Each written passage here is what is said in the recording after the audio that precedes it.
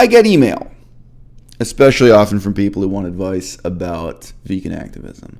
I'm more than 1,000 videos deep on this YouTube channel, and I'm going to recommend an hour-long video that I recorded more than 3 years ago. You see the little image of it here with Adrienne. Adrienne, who I still know to this day, who I'm meeting with in Toronto within the next few days. And obviously for her, 3 years must feel like a longer time for her at her age than it felt for me at my age. But nevertheless, she's one of the many people who've written into me and spoken to me by Skype, asking for advice, wanting to discuss or debate what is effective activism. What should we do as activists? And I'm going to respond to this message from a Patreon supporter named Lance, who's asking many of the same questions that I've answered before. But I've gotten older as the years have gone by, and my answer is a little bit different from before. My fundamental guidance for Lance is to say, when you look at activism, you have to look at the fundamental process and the fundamental product as being who you are, the cultivation of your own character. So Lance writes in saying, hello, I am a new Patreon supporter and have decided to become one in hopes of improving my activism.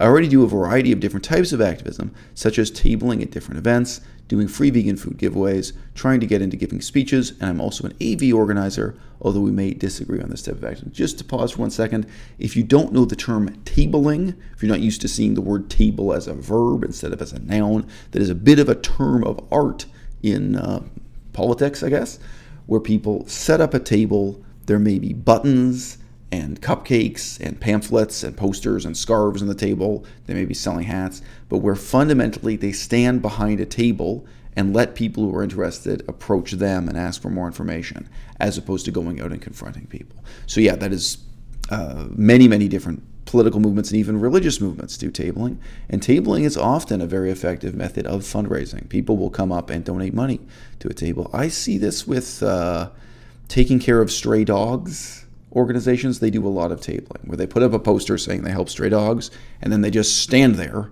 and people walk up and give them money. I mean, in that case, it's mostly not even educational outreach. So interesting. Tabling works for some types of causes and not for others, but it is much less confrontational than what we're accustomed to under the name of vegan activism. All right. So he continues, I am very interested in trying to find new ways of being an effective activist and looking for any suggestions you may have, or even some book recommendations which may steer me in the right direction.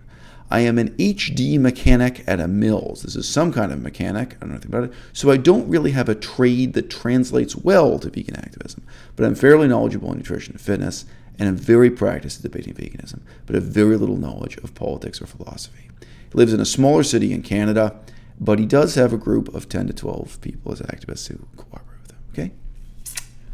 Now, before I get to your question, Lance, before I lay into this in any depth, I'm going to read another comment I received from a viewer. Here's a viewer writing in from Madrid, Spain, who says, your Green Party experience resonates with me. Here in Madrid, vegans are probably most visible during animal issue street marches. You could say they have a uniform. Many are either in New Age vagabond attire. Beautiful, beautiful choice of words. New Age vagabond. That captures the image perfectly. New Age vagabond attire, or in anarchist punk black clothing, piercings and tattoos. People who appear quote-unquote normal appear to be in a minority in some of these marches. Some of the vegan groups here go on about yoga and pseudoscientific alternative treatments.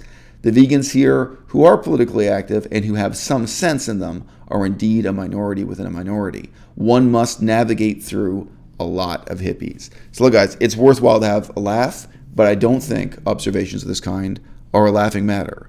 I think fundamentally we'll all have to recognize the greatest threat to the future of the vegan movement is the present of the vegan movement. The greatest obstacle to organizing activists is the reality of who those activists are today. Who are the early adopters in this movement, as opposed to the people eventually we want to reach, the people whose talent we want to harness. And I think for anyone, including Lance writing into me from Patreon, I think one of the most honest things I could say would be that you're going to spend a large part of your time avoiding other vegans. You're going to spend a lot of your time shutting down other vegans. You're going to spend a lot of time blocking other vegans on Facebook. We've all done it. Come on. You're going to spend a lot of your time, if you go to these events, whether they're conferences, whether even academic conferences on university campuses, or street protests, you're going to stand there and look at these people and say, the future of the movement is not you. These are not the people I should be putting my time and effort into. As I've said recently, if anything, these people discredit me. These people discredit the movement. These are exactly the people I can't work with, shouldn't work with. These are exactly the people I need to avoid. So, now by contrast, you can try going to a meeting of the Conservative Party.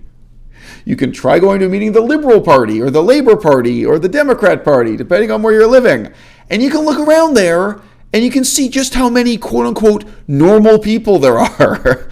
You could be in some political movements, in some political contexts, where you feel the greatest obstacle to you changing the world and accomplishing your goals is precisely the normalcy of the normal people. But in the vegan movement, we're at the opposite extreme, where the problem is the paucity of that normalcy. And I'm just going to say this really briefly. It's very easy to think of yourself as someone who's too sophisticated to care about what's normal. It's easy to think that you look down your nose at mere normality, okay? Being normal is an effort. Being normal is a struggle. Every family who lives in a white picket fence in the suburbs, who dissimulates or emulates that kind of normalcy, people who live up to social standards and mores of what's normal, they work hard to be normal. It's not the default, okay? To use a simile that is not too mysterious, it's like vanilla ice cream. You may think of vanilla ice cream as the default flavor. Making vanilla ice cream is just as hard, it's just as much work, it's just as much of an art as making strawberry ice cream or banana ice cream or chocolate ice cream, all right? Vanilla ice cream ain't easy. It's just different.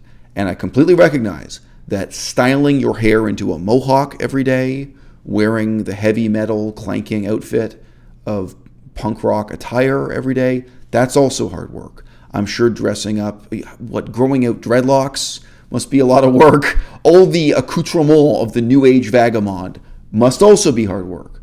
Normalcy is hard work also, okay? So we turn our attention back to Lance and his question here, all right?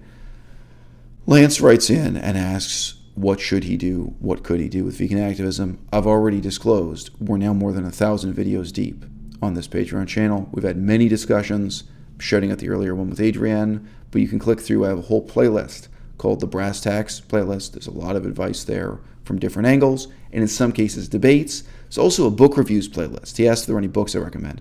I think every single book review is negative. But there is some actually in-depth discussion of some of the most important authors in vegan activism as a movement. Probably the most positive is the hour-long discussion of the intellectual legacy of Gary Francione. That is a book review and discussion of the content, but there are others too. And some of that also has guidance and implications for what works and what doesn't in terms of activism. But here's the moral of the story that you won't find in any of those books. What you have to think about is, what kind of person are you? What kind of person do you aspire to become?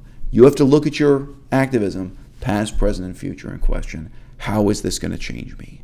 Because it is going to change you, all right?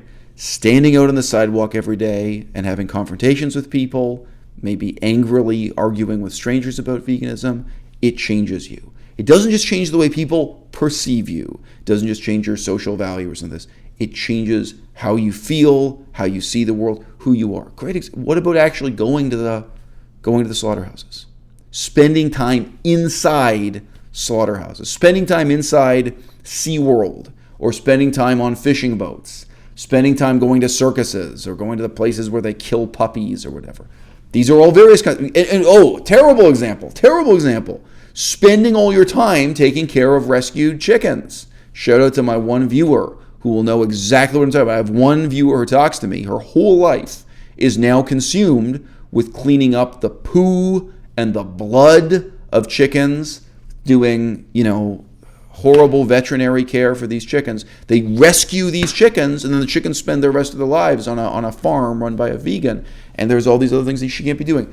It changes how you feel. It changes how you see the world. As the years go by, it changes who you are. And each one of those people, even someone as successful as James Aspie, whatever form of activism they chose, they have to live with the awareness of the opportunity cost, what they sacrificed because they could have been doing something else. They could have been doing something better. So the woman who's spending all of her time on a chicken farm, a chicken sanctuary, taking care of chickens, she could be getting a PhD. Okay? James Aspie could be getting a PhD. There are people who sign up and go to culinary school and become a pastry chef running a vegan bakery or a vegan restaurant trying to promote the cause. And now every day they're in the back of that restaurant rolling out pastry dough, doing repetitive manual labor. And they may have all kinds of frustration. They know they could have gotten a PhD. Now, getting a PhD is not the only option, each one of these contrasts.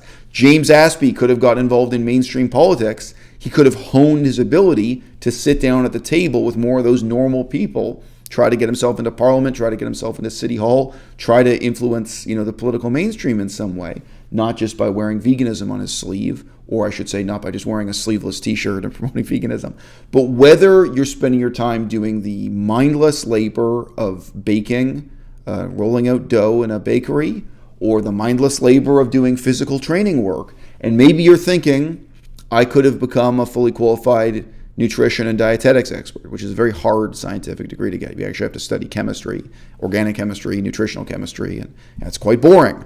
But you could have done that, and instead here you are being a trainer, helping people lose weight day after day, right? And to put a human face on it, most of you guys know the YouTube channel, Ask Yourself, Isaac Brown's channel. That guy, I feel he's ruined his life. I feel he's ruined his character. He came here on the internet, and I'm sure it was intoxicating and exciting at first. His form of activism is having debates with mentally disabled political extremists over the internet again and again and again. And just over the last 3 years, I've known him well enough. I've watched him, at a distance, but still I've seen enough. I've seen the way that's changed his character.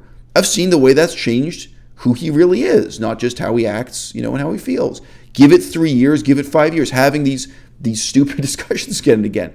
It will change who you are. And it will change who you are whether you experience your form of activism as denigrating, humiliating, or if you experience it as an ego trip. Because, I am sure Isaac, ask yourself, I'm sure he's on the world's greatest ego trip. He feels it's just the best thing in the world for him to sit down and exercise his intellectual superiority over somebody with autism spectrum disorder who's a communist extremist making excuses for Joseph Stalin. And in the past he used to hold all these discussions with neo-Nazis coming on, and he gets to sit there and feel that he's the most intelligent and erudite person in the world. This is not a formula for intellectual growth. And I'm sure at least for the first couple of years, James Aspie must have been on the world's greatest ego trip. That he gets to fly around the world and give interviews with respectable journalists, and here he is appearing in the newspaper. And at some point, for both of those men, I hope at some point the vacuousness and the hollowness of the form of activism they've embarked on really becomes evident to them. Everyone I've talked to, every single person I've talked to who did street activism, they said to me at some point, they just realized doing this again and again, it's a waste of their time. It's turning them into an embittered, wreck of a man or hollow shell of a woman. They saw the damage it was doing to themselves, to who they are. Every single one. Now, given my YouTube, you might say, well, gee, Eisel, you're talking to a peculiar subset of vegan activists. Yeah, I am. I talk to the vegan activists who know what they're fucking talking about. I talk to the vegan activists who are not crazy and who are willing to engage in critique of what's going on in the movement and who are willing to engage in self-examination, self-criticism to try to learn from those mistakes. You're right. I don't talk to stereotypical vegans. I don't talk to the people who are dressed like New Age vagabonds with the tattoos and the dreadlocks and the extensive beards and what have you. It's not who I'm talking to. I'm talking to people who are interested in changing the world. Okay? But my warning in this video is, if you are seriously committed to changing the world, what you have to examine, first and foremost, at every stage of this process, is how you are changing yourself. Because the process of being an activist fundamentally transforms you and your life. And if you have a circle of 10 or 12 people who are other activists, just take the time as a thought experiment to kind of look around that table. Just in your mind, imagine those 10 or 12 people. And imagine Where are they going to be 5 years from now? Who are they going to be? How are they going to change? This activism we're engaged in now, is it going to embitter them? Is it going to kind of destroy them? Is it going to make them into egomaniacs? Are they going to be chuffed with their success? Are they going to go mad with their little bit of authority they've gained in the movement or what have you? Because plenty of examples of that we talked about on this channel too, where it's the ego trip, takes you off in one direction. And then when you look at yourself, because you're the one person you have the most control over, you got to think, okay, what kind of person do I want to become? What is it I'm trying to cultivate in myself?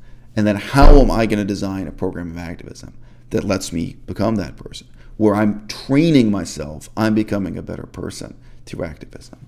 I'm not merely looking at activism as a form of self-sacrificing public service, because it's not. It's not self-abnegating, all right? But I'm looking at this as part of my own education.